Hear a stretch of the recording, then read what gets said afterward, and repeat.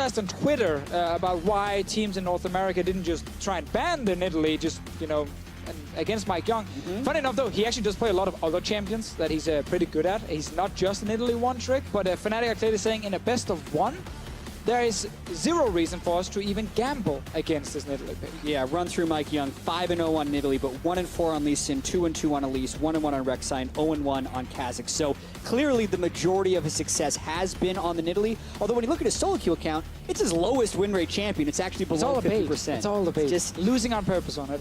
But the thing about this ban here, I just feel like in a best of one, that's where it makes a lot of sense, because it is a pick maybe you don't play against too often in Europe, and if it is such a comfort pick for him, it makes sense. Tahm Kench ban, classic Fnatic.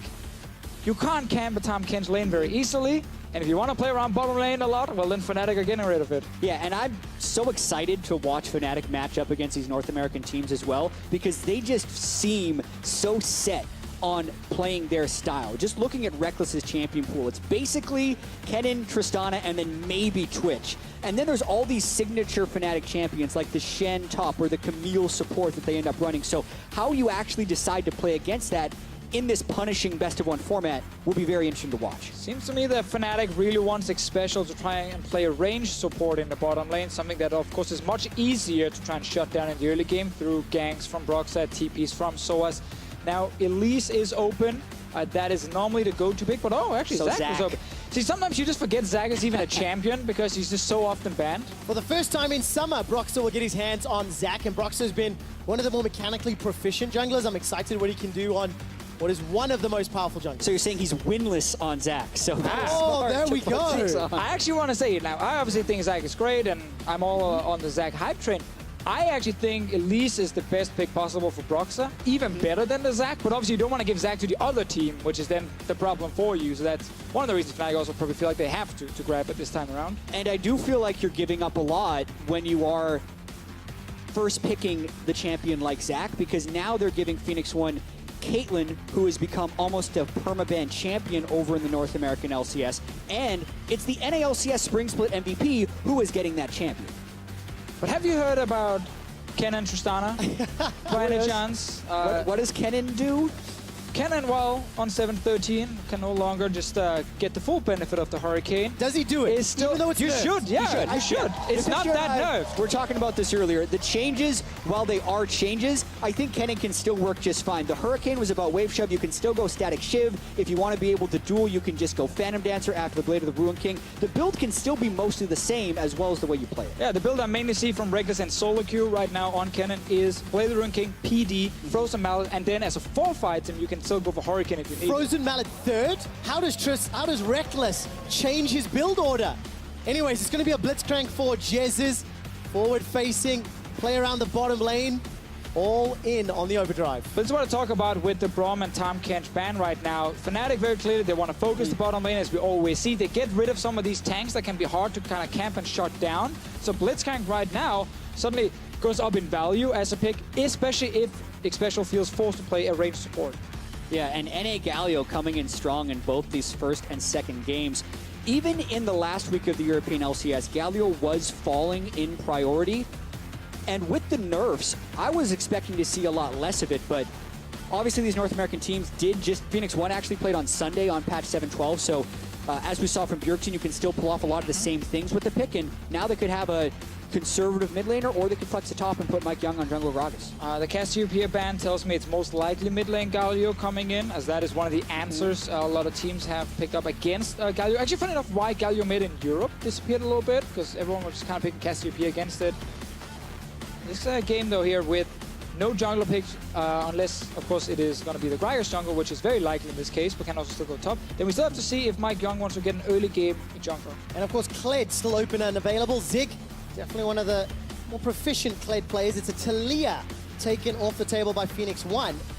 Where does Fnatic go with their last 2 picks? They have to pick top and mid, and Soaz has in recent weeks been playing champions that can support that bottom lane. Yeah, and that's actually why Phoenix1 have done a good job here in taking away Gragas and Galio and then banning the Shen. Those are the 3 main picks for Soaz to assist the bottom lane, being it with Galio ultis or teleports, of course. He likes to play these tanks.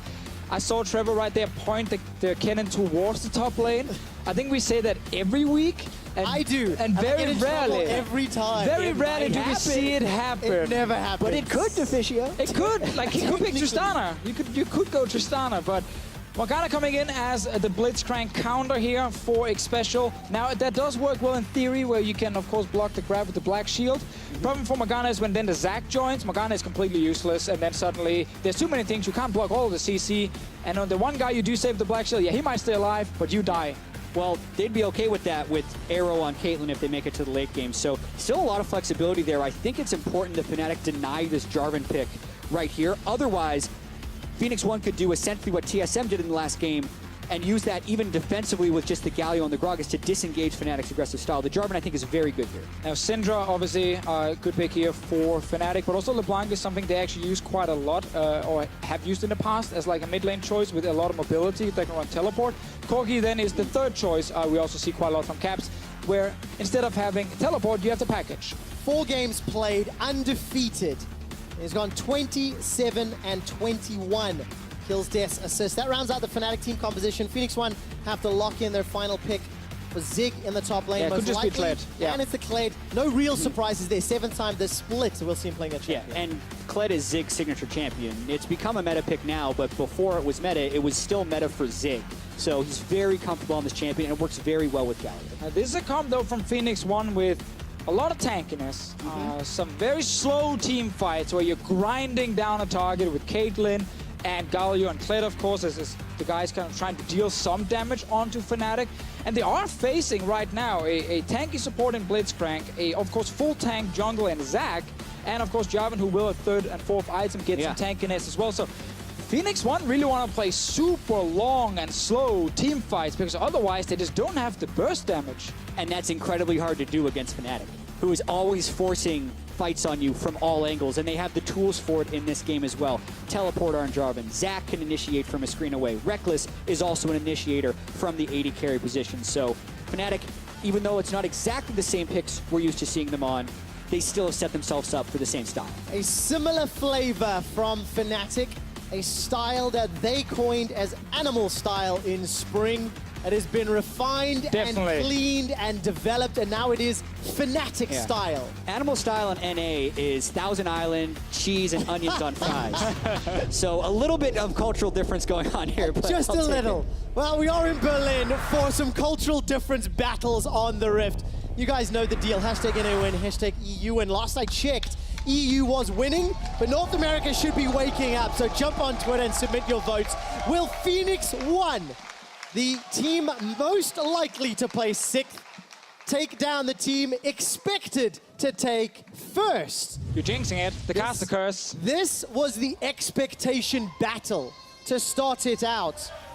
But truthfully, more questions than there are answers. Yeah, and a lot of it, of course, goes into these predictions with Fnatic. One thing is their performance in the EULCS. We talked about how a lot of the players are performing as some of the best in their role in Europe. But also just Fnatic as a team with their style, because it is very unpredictable in some ways, where they can surprise you with Reckless will suddenly gank the side lane in the late game as an AD carry. Jessis plays very aggressive on these supports that can create picks. Fnatic play very fast, and in that sense are hard to play against if you're not used to the style. And this is a best of 1, so you don't really have a lot of time. You got about 20 minutes, and you got to figure it out and start winning some team fights. Yeah, and even the early game, you have to worry about Fnatic's creative level 1s. Like sometimes they would blind invade red buff and then rush to the next red and try and deny the enemy jungler in some way, especially a jungler like Mike Young, who, yes, he's had a good start and the team has protected him a lot in the jungle, but he has such limited competitive experience. Playing against a team as creative as Fnatic in the jungle could be difficult. And I think it also is a lot harder to carry a game on Gragas jungle. Obviously, we have seen great tank performances where you are the main guy who kind of sets up everything for your team, but you're not going to be like the main damage dealer.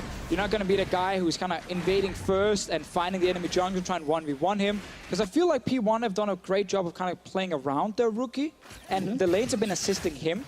X-Special as well said in an interview, is like, Mike Young just came in and said, I'm going to play this. This is the style we're going to play with it, and that's how we're going to do it. And they're like, all right, I guess that's what we're doing right now. A lot of Western teams, the jungler plays around the lanes instead, not the case on P1. And I'm so excited, both junglers playing a champion for the first time on stage. Zac for Broxah, Gragas for Mike Young. We'll see how they perform And you talked about sort of the man that's played around. If Mike Young is that for P1, for Fnatic, it's no doubt Reckless, very well publicized. He's on his most famous signature champion right now. 6 wins, 3 losses on that Kennen. And I think Sneaky's probably the best in a interpretation of this Reckless that I've seen. Yep. And now we need to see whether or not P1 can actually handle Reckless's Kennen. Yeah, I mean, 6-3 record, but they have a 13-3 record in the league, so actually it's his lowest win rate champion. It's the only champion he's lost on. And in this particular lane, double ranged as well as having Caitlyn, P1 is advantaged in the laning phase, as long as they can avoid the ganks. So it's incredibly important that they get early jungle pressure or keep the vision in the bottom lane. Because if P1 can actually play around this bottom lane and keep Reckless and Jesus from making plays, that's one of their paths to victory. Whenever Fnatic have been in this situation where they know they're going to get pushed in the bottom lane, they haven't actually tried to gank it like level 3 or 4 every single time. They sometimes just accept, okay, we wait, we get level 4, 5, 6, something like that, and just while our tower might start dropping pretty low, then they set up like a teleport play, the Zac comes flying over the wall, the package play from the Corki, and then suddenly you get this 5-man party in the bottom lane just before that tower can actually go down, and that's how Fnatic can try and get the advantage back in the bottom lane. The thing is, that shouldn't be a surprise. It should not be a surprise. That should be something that teams are aware of, and the EU squad struggle to deal with it. Let's see if NA has an answer. P1 double teleports for Zig and for Ryu. Ryu, by the way, back in the EU stage. Excited to see him here, and got that supportive mid laner. Here we go. Welcome back. Being ganked. Stretching strike comes out. Now Kiss! Ryu's going to get down the Durand, but there's just not enough damage, and Ryu literally walks away. Didn't even look back. I also got to note the call on Caps, much lower damage than he would have with the Doran's Blade, but that's Galio for you. He wasn't really harassed down beforehand. Potentially can just TP back to lane if he wants to. That's kind of the thing about a Corki and starting item. There's a lot of different options. Most of them are very defensive, like Doran's Shield I've seen quite a bit. Corruption Potion is another one. Of course, gives you a little bit extra damage in some of the early trades. And the call is actually the first time I see that from Caps in Europe. I like it against Galio. Galio is a guy who basically tries to nullify the laning phase, so if you're going to be getting all of your farm, you may as well convert onto your power spike faster. I don't think there's actually kill pressure on either side here. A Doran's Blade would have done a little bit more damage, but they still wouldn't have killed Ryu with it, so he's stacking up that cull and he's going to hit it early. Unless they kill him because he has less health. Well, Ryu wants to stack up the kill. Caps has already tried to run away. A little bit late on that flash, but will be enough to get in range of Broxah. Gonna pull Mike Young into the wall. Caps summon a spell-less for the follow-up ganks. And remember, guys, last game we saw TSM play Galio mid, force the cleanse from the enemy mid laner, and then try and set up a play right after. Now, of course, Mike Young used his flash as well with the body slam, so a little bit harder to set it up, but it is possible for P1 to return to mid and try and gank Caps once again. Yeah, I agree with that, especially if Caps sticks around for longer waiting on a buy, but you can also see Broxah staying very close to the turret. Plus, there's a big difference between an essentially itemless Gragas or a Runic Echo's Elise, which Sven Skaren was, who can burst someone from 100 to 0. Slight difference in damage. Yeah, so essentially if they try to turret dive at this point, no kill. They'd have to wait essentially until Runic Echoes. So right now Caps gets his free laning phase with great first back as well. Instant into magic penetration boots for him. Of course now with 80% magic damage on the autos, that's even better than it used to be before. And overall, it's like, as Corki, it's really not about dumpstering the laning phase. Like, you are so strong once you start getting items under your belt. Trinity Force, great power spike. And then whenever you add another item, being an Infinity Edge or like a rapid fire cannon, it just feels great every single time. Once you hit 4 full items and you're like, okay, this is the moment, like you're in heaven, that's where you really spike. Well, talking about itemization, gentlemen, completed boots pretty much across the board here. I mean, Reckless and Arrow, they've got their Berserker's Greaves. Reckless was doing that a few weeks ago, something to Fisher you talked about a lot in terms of the play style of Reckless, shoving that lane out, and no changes here today. Yeah, move speed and attack speed come at a premium. In this matchup specifically, AF Reckless is going to do that on Kennen, since he wants to be able to have the movement speed difference on his opponent to land stuns, especially when he's level 6. And then Arrow's going to want to, he actually needs to match that because he has more range than the Kennen, so he needs to continue to keep that movement speed equal. we're at that point now where Mike Young is looking for that return gank. He's actually calling for Xpecial to get some more damage. Oh, so easily set up. Everything lands for first blood, Phoenix1. That's just a really good setup. And we talked about it, you know, you can return gank. It wasn't just the Gragas for the damage. Xpecial just recalled, ran from base straight into the mid lane and just went for the gank. Fisher, I was watching NALCS and I learned something. What was it? Mike Young, Mike Young, Mike Young. First blood, multiple ganks, and the crowd learned the chant too. It's 2 words. Anyway, I think Xpecial's gank there was the kicker as far as what pushed it over the top, because just the Gragas and the Galio actually bring a fairly low amount of damage, and the fact that they had the pressure in the bottom lane with which to make that gank happen. Well, it feels like it's happening. Oh, man. Soaz a little bit late on the flash. The barrel comes out. Look at the misplay. Soaz, you beauty. Soaz using his own ulti to cancel the knockback from Gragas' ulti.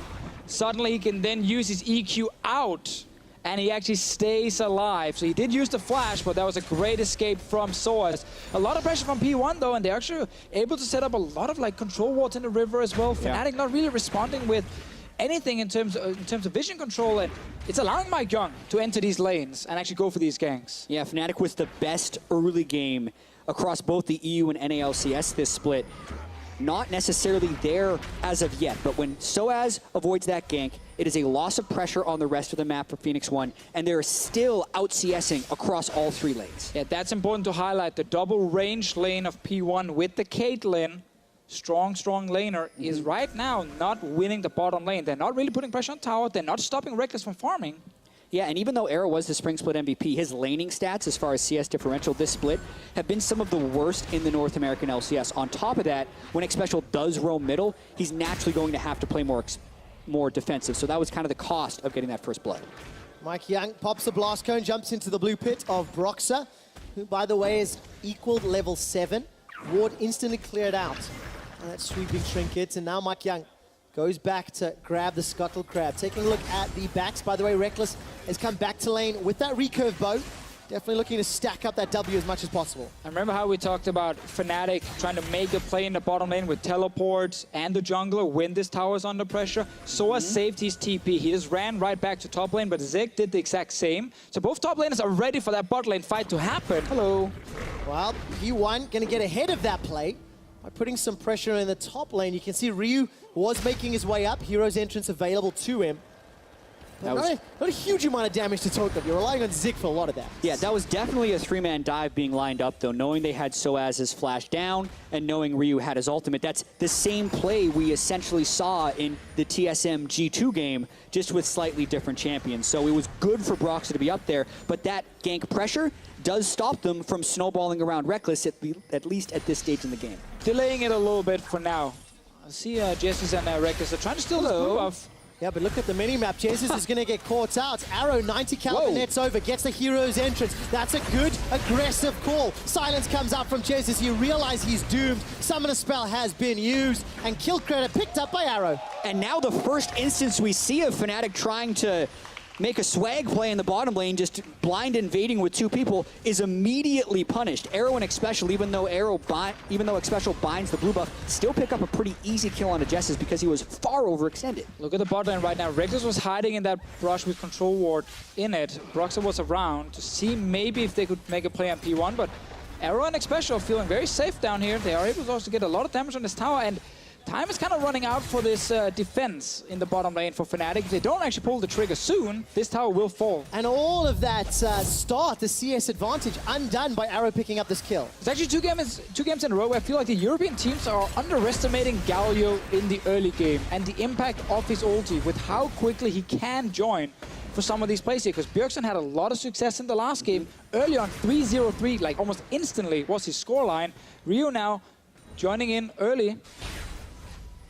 Yeah, the big difference, though, in this game as well is there's 2 kills for Phoenix1, but they're 500 gold up if you're looking at Fnatic because their lanes are still almost permanently pushed. They're winning the majority of the CS battles. Bottom lane turret falling could happen because against a Caitlyn lane, that's going to be where the big fight could potentially be. I love Zig, man. He's just constantly able to react to this potential bot lane play, and he's going for an engage. Well, charge is the call. Let's bounce. Catches onto Ryu. Justice punch forward for Jesus. Defensive flash away from Broxah, and Jesus, remember, flashless from the previous engage. Mana passive will come up, and ace in the hole, not enough damage. It was close, though. Had that potion running the entire fight. P1, though, they're still staying around Drake. Again, as I'm saying here, the fact that Zig are actually reacting to how Fnatic likes to play around bottom lane by him just roaming down early on this plate here, saving teleport as well, not just going all in for his own laning phase, makes it harder for Fnatic to make that one play to save the tower. Because they even have a ward placed here next to Arrow that could TP on. And it's the Galio that I think is blocking a lot of those things. At first, just the threat of having him there should dissuade you from making the aggressive plays, or the threat of him ganking top lane is going to pull Brox away from that. Not to mention, the early game gank frequency from the Zac is going to be so much lower than something like an Elise, which Broxah has been so good at. I mean, that's why we did question a little bit in the pick and ban phase if Elise maybe is not the better pick, but let's see mid lane. All right, Jesus is nearby, but so is Mike Young. Jesus decides not to engage Broxah on an invade mission while Caps is under threat of a dive. Okay, gentlemen, P1, they got tower first blood, they're 2 kills up, but they're only 100 gold ahead. Fnatic are farming like a monsters. A lot of it is with Broxah, it feels like. Yeah, and this is usually a pretty bad sign when your team seemingly has all the advantages but does not have a gold lead. If they can keep the tempo up and make something like the dive here, then they could actually pull ahead. Here comes Mike Young. Well, here comes Mike Young. Mike Young. Caps is able to Valk over the wall. Jesus is taunted up by the idol of Duran. Mike takes a couple of shots from the tower. Analytics special that gets the third of the game. P1, they see Kennen sitting in the bottom lane. They know they have the tankiness and the damage to win a fight in mid despite diving a tower. This is 2 turrets down right now. P1's early game looking very clean right now. Deficio, is this where European fans start to worry? Or is it too early to say that? Fnatic, many consider the pre-tournament favorites. What do you think about that answer as it looks like Soez is going in on Zig? Zig's still got flash available, gonna need that one. Nope, Skull lets him hop over the wall. That was so cheeky. Oh, Skarl. Zig definitely knows the limits of that champion, and I think Fnatic definitely trying to force a few plays now, but Mike Young gets the flash body slam onto 2. There is a flash and cleanse onto Caps. He actually manages to save his cleanse, but they are so heavily outnumbered with Reckless's cannon being in that bottom side that they can't turn anything around after that dive. And a play like this is able to happen when a team has done all the correct steps. You know, P1, after killing that bot lane tower, invaded the jungle, got full vision control, could see everyone from Fnatic on the map. They knew they weren't spotted, and then they were setting up for that dive with the mid lane push. And it was actually just a lot of steps followed and completed by P1 that allowed them to go for that play. And again, they get rewarded. Another kill, another tower. And now they have the gold advantage. Well, P1, it's a minor one, 1,000 gold. As we approach 15 minutes, looking at the minimap setup, it feels to be split. P1 on the top quadrant, while the rest of Fnatic look for their first tower. And it will be Zig doing his best to defend it. And this is again where Galio can really shine, because he can push his lane and then leave and maybe go and defend another lane or set up a gank. He's actually towards bottom side right now. Zig is trying to defend the turret. Fnatic, if they go for the dive, then you know Galio shows up instantly. Yeah, not quite sure what Rio was thinking with that roam. It would be a very bold 2v3. Really, they should be threatening the roam on the top side to trade turrets in this scenario. I think just in the case here for Ryu, it was specifically if they try and kill Zig, he ultis in. Fnatic was smart enough to say we don't actually need to kill, we just want the tower, so just go away. Kled, you're a bit annoying here, and then they took down the tower. P1 going to take down another tower. That's their third of the game. All outers knocked over. Gentlemen, this is only the second time all summer that Fnatic have not secured a kill at 15 minutes. The only other time was against H2K in week 4. And that early game play, not seeing it from Fnatic. They are staying even, and with Zac and Jarvan, and some itemization being completed for Reckless, soon Caps, you have to feel like the time is fast approaching for this Fnatic squads. I mean, we have to remember that Kennen is a champion who does really well in the mid game, and Caitlyn, of course, a champion who does not that well in the mid game. She wants like to get to a double zeal item now. But Kennen with Blade Ruin King, like this is kind of his moment to start shining in the side lane. P1 are ready for it though. Yeah, and I do feel like the Corki also has pretty great late game scaling, but if Fnatic keep missing their plays, and we know Mike Young was in the vicinity, P1 really does feel one step ahead of Fnatic with most of these plays. Teleport coming in from Zig, and we know Ryu can join. Reckless needs to flash, does get that one down. Ryu's got a flash to follow. Fnatic are split up. The charge Zig from wants out. Zig will allow an entry. Broxer lets bounce, delivers 2 men into the back line, but that makes it closer for Ryu's Hero's entrance. The Gragas barrel comes down and nobody's dead yet. Fnatic able to deal with the on-gauge as P1 back away. And P1 actually loses tempo with that play. So many of them got harassed down to around half health by Caps' AoE. The Reckless now has push priority in the mid lane. They might get this turret before P1 can defend. Let's find out what Fnatic do afterwards. The tower not going to fall yet. Minion wave still alive as Ryu got himself that Rod of Ages and Spectre's Cowl. Different build to what we saw from Bjergsen. Ryu now is going to try deal with this Fnatic squad, and 1v4 holds the tower.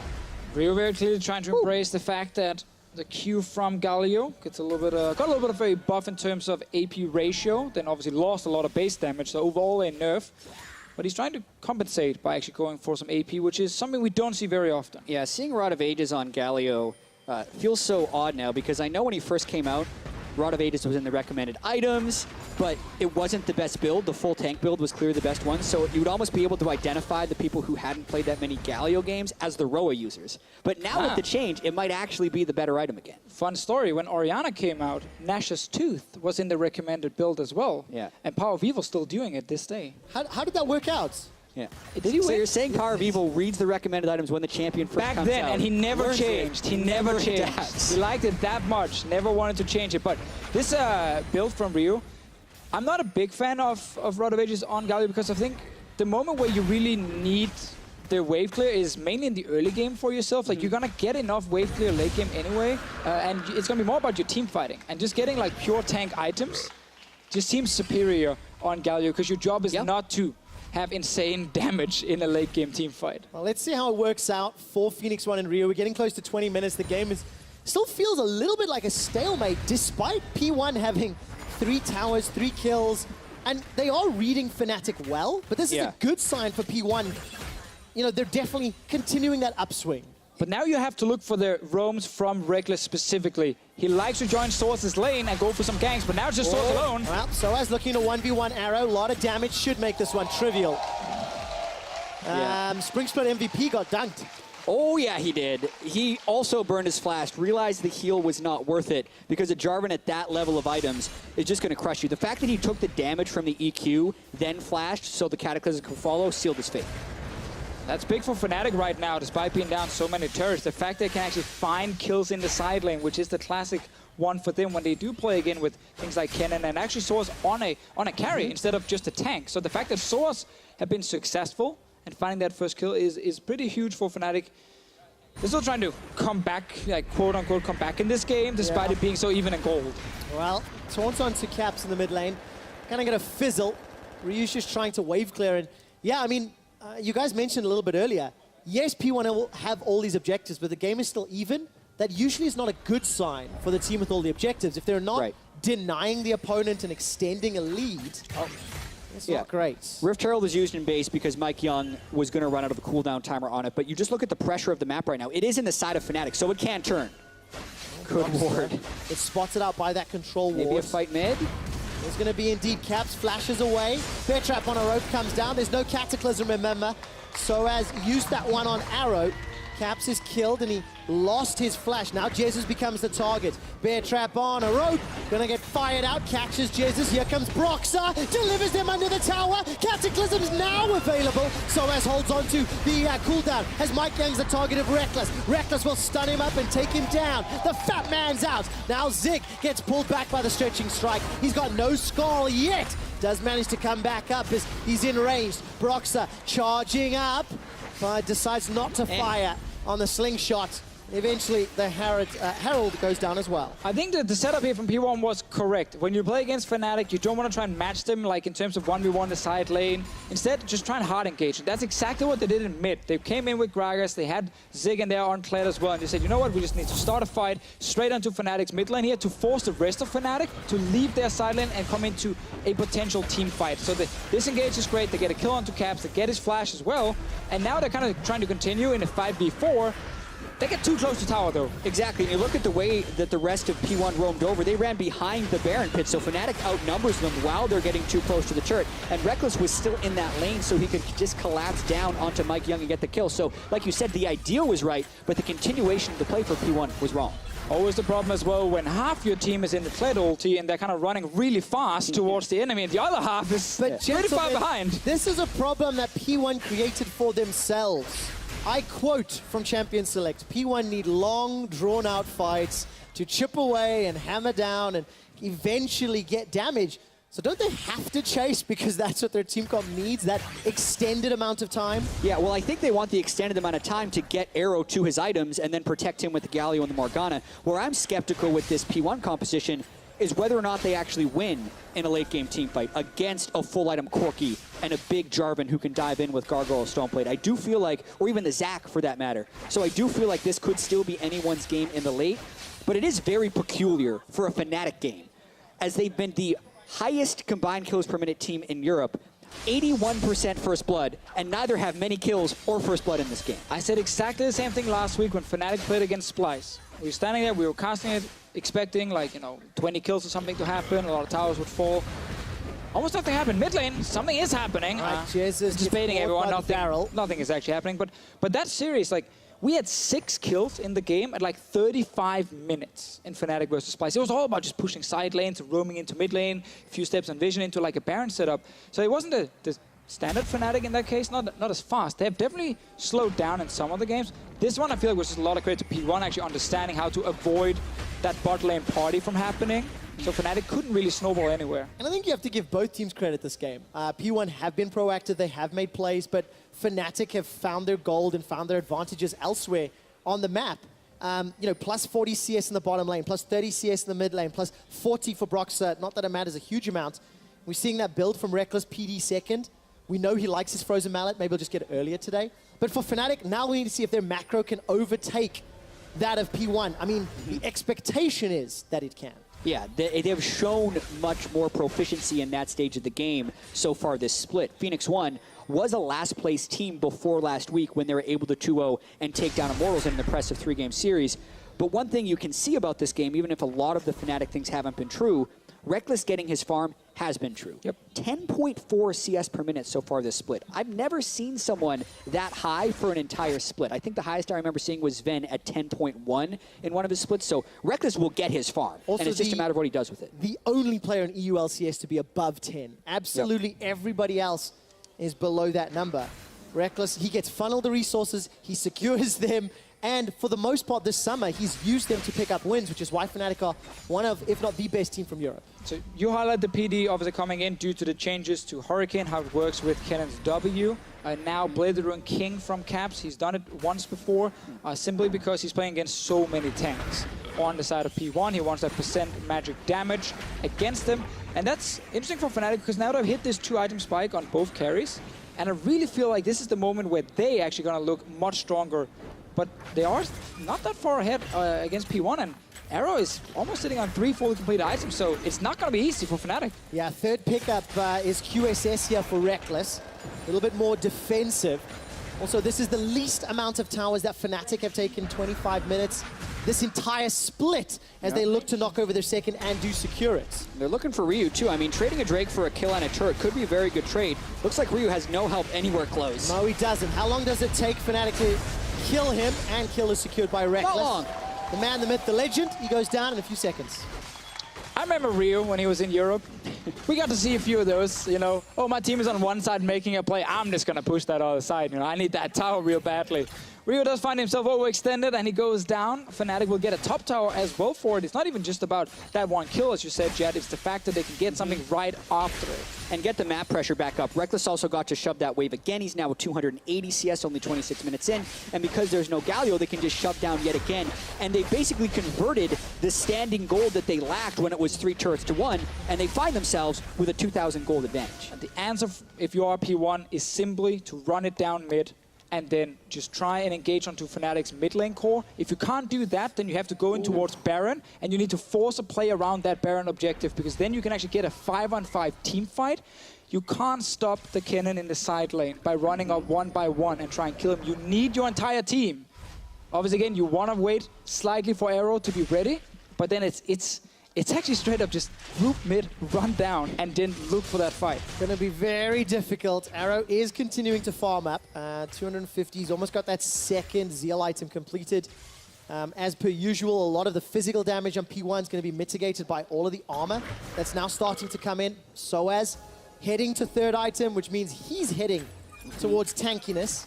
And that is a worrying trend for Phoenix1, because this team fight's just going to drag out even longer, and they've got to somehow keep Arrow alive from Soaz, who's playing a fantastic Jarvan game. Yeah, and I think the 6-item Caitlyn is incredibly frightening in a 5v5 team fight. The question will be whether or not Phoenix1 can get that run it down mid 5v5 team fight that Deficio was talking about, because the battle in the side lanes is very real. Reckless shoves it faster and also outduels most of the people on Phoenix1 right now, so it is hard for P1 to get all the lanes shoving at the right time in order to run it down mid. Yeah, because here, it's interesting that P1 actually does not just push the mid lane all the way down to that tier 2 tower and then say, you know what, Fnatic, you're going to farm from here.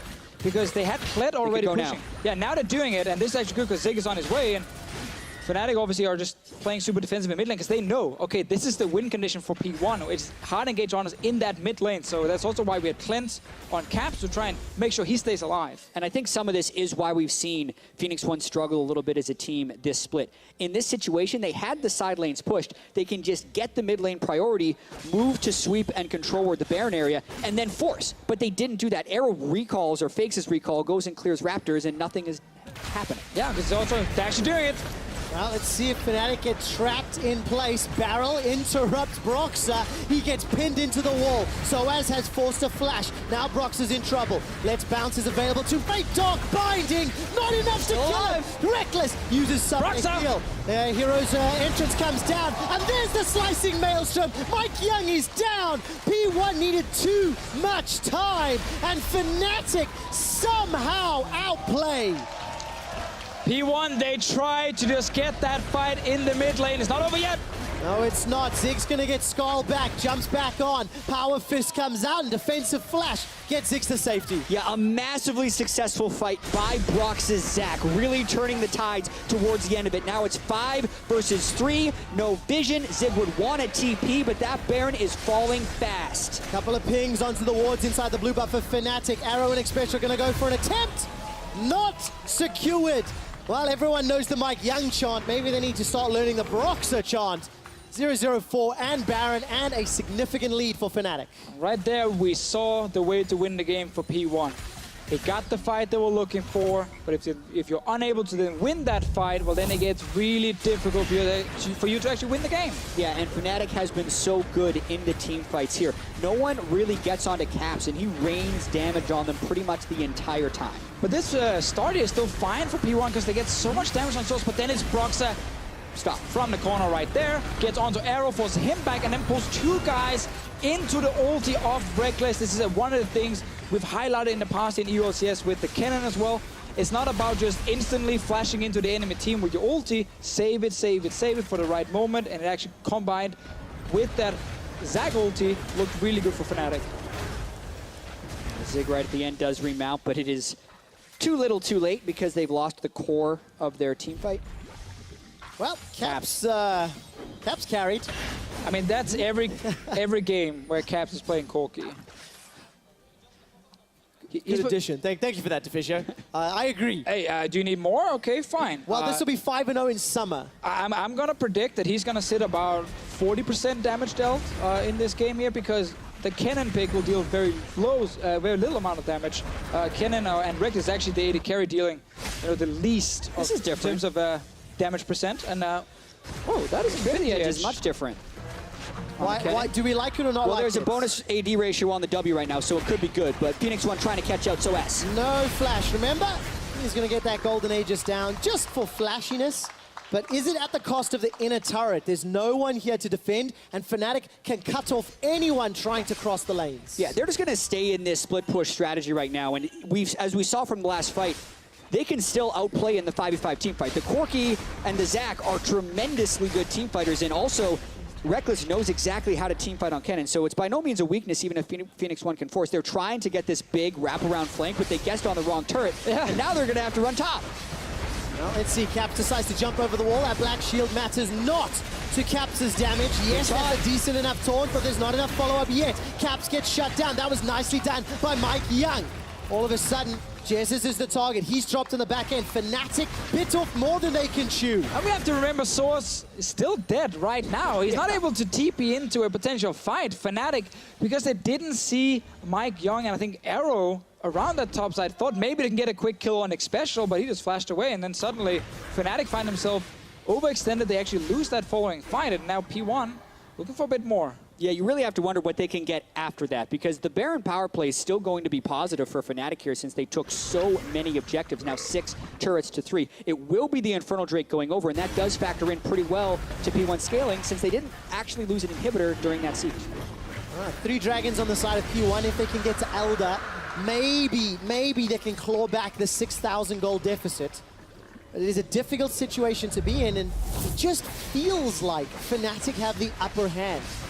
Well, here, when they actually dive in, as soon as Xpecial flashes away, you're kind of done if you're Fnatic, because there's really no one else you can kill. It's just a bunch of tanks in front of you, and now the enemy team with 5 members against your 4 shows up out of nowhere, and then suddenly Mike Young and Arrow can actually win the fight here for P1. So a little bit of a misstep there, but P1 does punish it and get Infernal Drake for it. Yeah, I will say, like, this is an uninspiring performance by Fnatic, even if they end up winning this game. This is a team that is first place in the European LCS, playing better than they have in years, have this unique play style they bring into the game where they force so many kills in the side lanes, and very little of that has been true in this game against the lowest seed coming out of North America. So even if they walk away with the win, there's going to be a lot of things they need to learn after this game to take throughout the rest of the tournament. And conversely, on the side of Phoenix1, I'm a little more excited at how their games are going to be throughout the rest of Rift Rivals. You know, we knew Mike Young and Xpecial brought some new life to this team, the fact they were undefeated last week in NALCS, and their early game looked good, but there's a lot of map play and macro that they need to try work on. We'll see if they can fix that over the course of the next few days. I mean, a play like this one from Rio, probably remembering from the time he was in EU LCS how Fnatic always loved to sit in these brushes here, hoping you're kind of overextending in the side, and he just backed away instantly, and there were actually 3 guys just kind of waiting for nothing. And I think that's the kind of thing for P1, is they have actually done a good job of not allowing Fnatic to play super fast, not allowing Fnatic to force like these TP plays that we sometimes see from them. They definitely try to play it very, Black Shield is dead. very safe. Jess is aiming for someone, not getting anything. Yeah, Righteous Glory plus Overdrive didn't find his target. 3,200 gold on that Baron power play. The EU average is around 3,600, so pretty good Baron power play, despite the Baron power play throw at the end, that teamfight loss, if that's even a thing. It's true. It means it was around 5,000 or so before they overstayed at that turret, because they did actually get a lot of objectives out of that Baron. We do have 4 items completed on the Caitlyn for P1. A big spike for him. Obviously Reckless, as we talked about earlier. 4th item Hurricane is something we've seen more and more in solo queue from him. But the Frozen Mallet. Not the Frozen Mallet. Instead, in Vintage, obviously, if you're a Fnatic, you look at all the tanks in front of you, and a Frozen Mallet is not going to help you when it comes to killing the tank in front of you. In Vintage, on the other hand, will definitely help you. Yeah, a lot of these team fights are going to have to be fought through Phoenix1's front line. So I actually think, even if I haven't checked the mathematically efficient way to build Kennen here, but normally the Frozen Mallet is for the chase downs and for the durability here. But he's actually not as worried about durability as he is about just being able to cut through Galio Kled. Speaking of which, here comes Kled ult. All right, charges the call. Way in. Roxas got Let's Bounce to potentially escape Jesus. Find a small escape route, and the blast cone buys time for Fnatic. Look at the bottom lane. Soaz is pushing the inner turret. He's got minions to work with. Golden Aegis will buy some additional time as he's got a GA as well. No reason for Source to back away because no Baron is alive, so P1 couldn't actually force that teleport away from him. They tried with that fight in the mid lane, but you saw Broxah and Fnatic just instantly disengage. Yeah, P1 tried that engage 40 seconds too early. If you're going to force them back, get the control of the Baron area for the respawn to force teleports. Now, since they use the Kled ultimate, they're the ones that are recalling, and they're giving Fnatic free time to set up at the Baron. Because it's really also important to highlight, with all the tanks on P1, they can so easily tank the Baron. Like, they can spend a lot of time baiting around Baron itself, where Fnatic are forced to constantly go in and check and potentially even fight. And then P1 can try with the Gragas to fly into the backline of Fnatic. Well, Zig is finding Caps. Yeah, look at the opportunities, because of course Reckless is in the top lane. You see Caps' health? That was one shot from Arrow. That critical strike build on the Caitlyn with rapid fire cannon static shift is deadly in the late game. Now they are around this Baron here again. Remember, guys, they can tank it. They have damage from Arrow specifically. Fnatic are now 4 members mid, and Reckless is on the other side. Ooh, Arrow eats a big one, and that chunks him 30 HP. So as not nearly as squishy as Caps. Caps trying to get the Gatling gun down, and the engage. Reckless is the target. He's forced to flash defensively already. Soaz and Broxah all the way up on the front line. The Gragas barrel goes wide. It misses Reckless, and that means Mike Young's down. Cataclysm is available for Soaz. Decides not to use it. Instead, backing away towards Baron. Caps MVP of that fight. He took Arrow to half health as P1 was trying to prep the engage, and that was a failure of communication. When your AD carry is low like that, you can't make that initiation. So Mike Young is engaged. There was no follow-up. Fnatic win. Now they go for Baron. Still got Cataclysm and Let's Bounce. Soaz, is he going to pull the trigger? GA available, puts it down. Ryu's locked in the pit. Hero's entrance gets him out. Broxah, Let's Bounce, delivers 2 to the back line. Easier for Reckless to stun them in the Maelstrom. A Valkyrie forward from Captain Fnatic ace Phoenix1. P1 never managed to find the correct team fight to actually punish Fnatic, and now you have super minions. You got Baron buffed up minions, same thing at this point. You also have Source already TPing up there. Fnatic gonna finish the game. You also got to see the scaling. 4 items on both the Corki and the Kennen. Shred Phoenix1 in that fight. Well, Nexus turrets fall. 10 kills to 7. It never really felt like Fnatic were out of the game. But Fnatic gonna get one more kill onto the rookie superstar from North America. And Fnatic with an uninspiring win over P1. Oh, some fun things in that in the last few fights, actually, because it was such a slow setup for the team fights, and everyone wanted like a lot of time to kill the front line. The Blitzcrank from Jessis actually ended up having a pretty key role where whenever they needed to hit just one target together, Caps and Reckless, well, then Jessis would just pull in the one tank, say, okay, now we focus Mike Young, he's dead, now we focus the next guy, he's dead. Where, of course, on the side of P1, they're kind of like hitting Source a little bit, then hitting Broxah a little bit, and but never really combine the damage, also because it was mainly just Arrow dealing damage. Yeah, and it felt like Fnatic did find their footing as the game progressed. It started slow. They lost the first turret. They gave up the first blood, but they still knew what to do, right? Even when the game was slowing down, they weren't falling further behind. They were scaling up on the champions they wanted to, and they did know exactly what to do in the team fight. So the combined kills were much lower here, but it's still a 38-minute win with a 13,000 gold lead by the end of it. And because they have this Zac pick, it's just not as explosive in the early to mid game. They knew they had some scaling from the jungle. They knew they could win the late game fights, and probably played into the fact that, it played into their, playstyle of them not just forcing plays left and right, because Broxah obviously was just waiting for team fights. Yeah, and of course for the Fnatic squad, a controlled slow victory despite giving up objectives, that's got to feel good. They were in control the entire time. Fnatic, they found their way to victory against Phoenix1 to open up their Rift Rivals campaign. Let's check in with the analysts how they think they did it. Thank you very much, Trevor. I like that Rift Rivals campaign because it is 4 days if they want to take the title, Fnatic, but they start with a win. Not the start, actually, from both teams in the game that I had expected. Mike Young did really well, but didn't net his team an incredible gold lead. And on the other side, Fnatic was still controlled by P1, so I at least didn't expect that. And did that spell kind of a bad idea for Phoenix1 from the start for you, or? I mean, I think it's always concerning when you're up kills and down gold, like when you're in the early game, because, yes, they picked up some kills, and yes, it feels like they have a bit of a lead, but when you are actually losing that heavily in farm across the map, and we were up, 3 turrets to 1, 3 kills to 0, and the gold is like very close, I think that is pretty worrying, going up against a team that should be much better than you in the late game. Yeah, the thing is that people what they try to do early is like basically punish the fact that Fnatic always opts into the AD carry on side lane early on and basically creates pressure through that. So they tech mid lane as often as possible. But what they didn't account for is just the lack of farm and the amount of farm that they lost while doing that.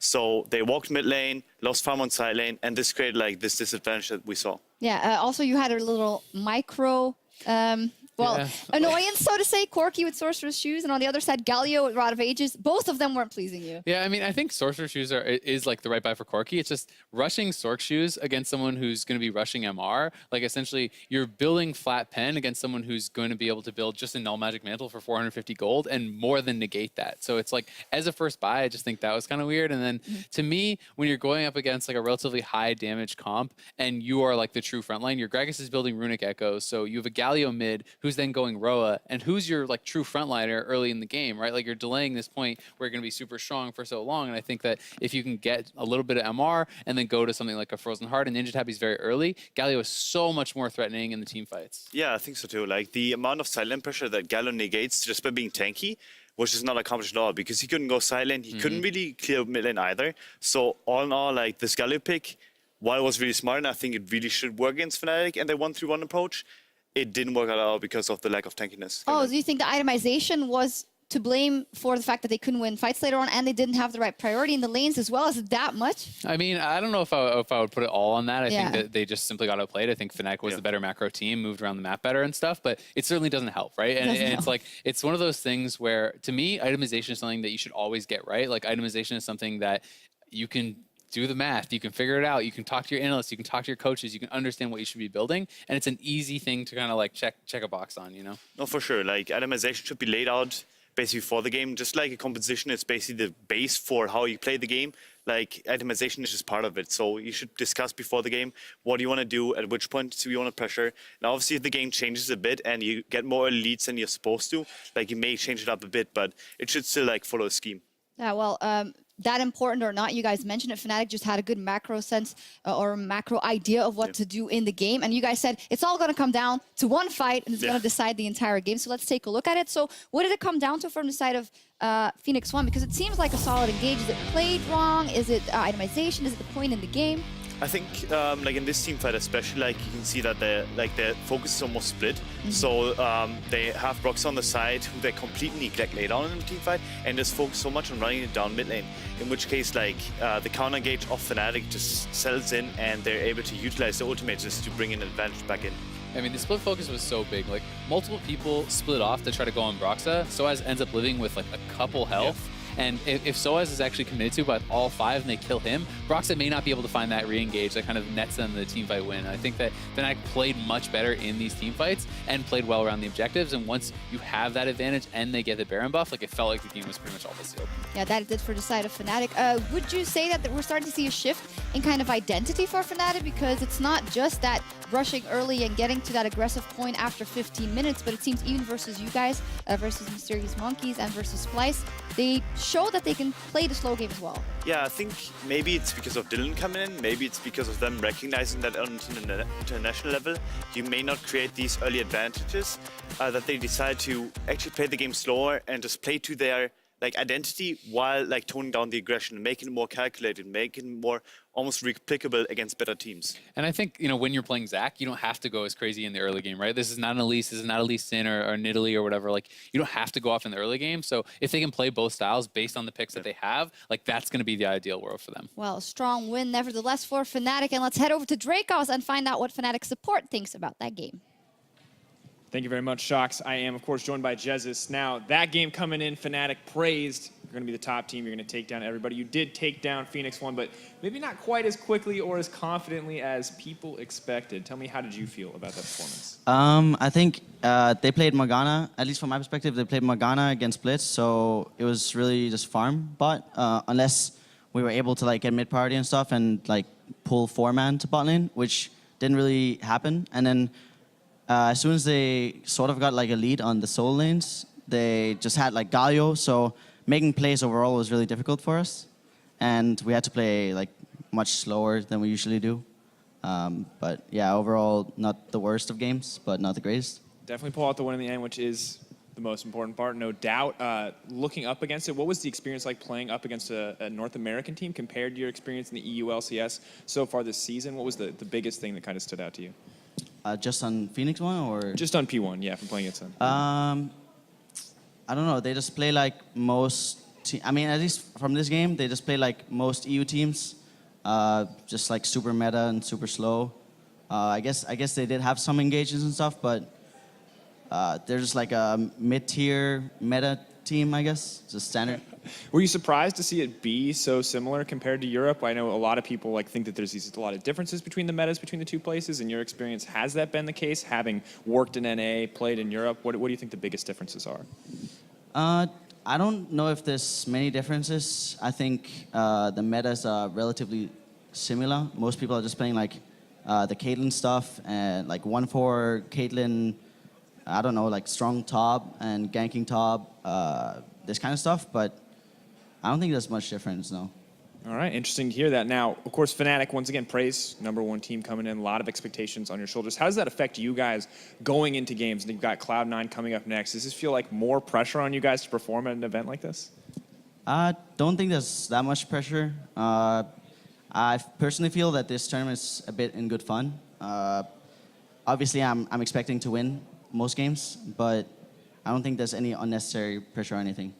I like it. Taking it cool, taking it calm, collectible. Thank you so much for taking time to meet. Congrats again on your win over Phoenix1. We're going to toss to a quick break, but when we get back, G2's chance for redemption going up against Cloud9, or will it be NA's second win here at day one of Rift Rivals? He's actually